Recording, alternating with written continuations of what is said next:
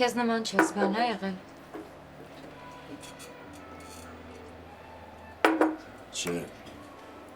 Եթե հաշվի չառնենք, որ մի քանի ժամ առաջ ինձ ուզում էին սպանել։ Ով էր ուզում քեզ սպանել։ Անհանգստանում ես։ Հա, անհանգստանում եմ։ Նորմալ է, որ անհանգստանում են նրա համար, ում ճանաչում են։ Բայց դու լավ մարդ ես, գիտես։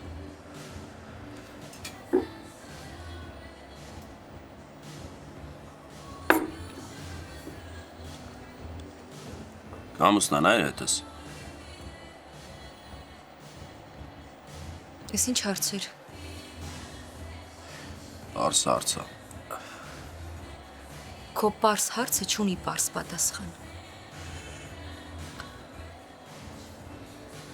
Այսինքն չէ։ Հա, չէ։ Չէի ամուսնանա։ Երբեք։ Նույնիսկ եթե աշխարհում ամենավերջին տղամարդը լինեիր։ Պատճառը։ Ես ինչ ռոմանտիկ խոսակցություն է։ Կներես տրամադրություն չունեմ։ Ես ուզում եմ պատճառն իմանամ։ Ասա ոնց կա, բայց առանց վախենալու։ Ով ասեց, որ քեզանից վախենում եմ։ Ուրեմն առավել ևս։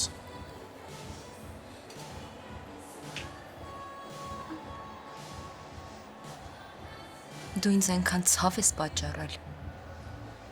որ մի քանի կյանք ա պետք դա մոռանալու ու ամեն ինչ զրոյից սկսելու համար։ Այդ չի ցավից վախենալ, լիա։ Ինչ նկատի ունես։ Նկատի ունեմ, որ ցավն ինձ օգնել է։ Ինչով։ Լավ կենթանի եմ։ Միգուցե կենթանի ես, բայց արդյոք ապրում ես։ Ապրելու տարբերակները շատ են։ Մարդիկ ապրում են հույսով, ոմանք հավատով, մնացածն էլ սիրով։ Իսկ ինձ ապրեցնողը ցավն է։ Ոնց որ բանտարկյալ է,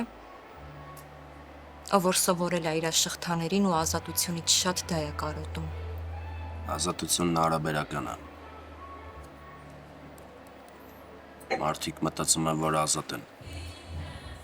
բայց ապրում են վախեցած։ Իսկ ես չէ։ Դու վախենալու բան չունես։ Ես սովորեցի, որ վախից ազատ լինելու համար պետք է ցավին ընտելանաս։ Մի օր տենում ես, որ մեջդ ոչ մի բան չի մնացել բացի ցավից։ Այդ ժամանակ սկսվում է իսկական ուժը։ Ուզում ես ասել, որ ցավը ուժ է։ Ոչ թե ուժը, այլ զենք։ Երբ որ գիտես ցավը ոնց օգտագործես։ Երբեք չես բարդվի։ Ես վաղուց հասկացել եմ, որ մարդիկ, ովքեր չեն անցել ցավի միջով, թույլ մարդիկ են։ Իրանք պրոստը ապրում են, որտեղ մտածում են, որ դրա իրավունքը ունեն։ Հետո երբ ցավն իրանց մեջով անցնում է, հասկանում են, որ ոչ մի իրավունք էլ չկա։ Ապրում են, որովհետև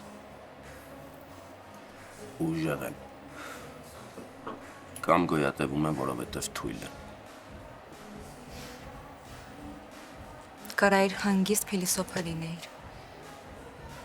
Հիմա էլ ուժ չի։ Հեսա կգամ։